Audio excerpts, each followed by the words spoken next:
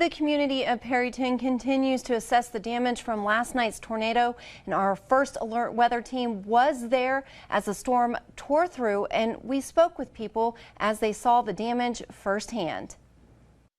Okay, and can you tell us what is your business here in Perryton? It's a photography business. Okay, and you just kind of tell us what damage has occurred at your business. Part of our roof is gone. The back door is definitely rogue, but lots of rain. I mean, lots of water is inside the building now. A lot of things have been moved around.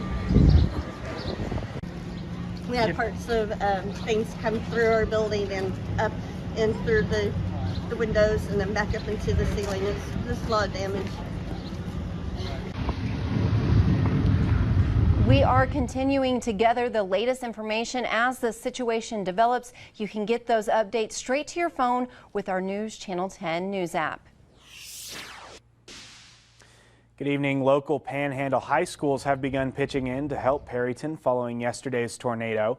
Pampa is 60 miles away from Perryton. These photos are from their efforts. They sent 4 trailers and 4 carfuls worth of supplies, including one small girl who emptied her piggy bank.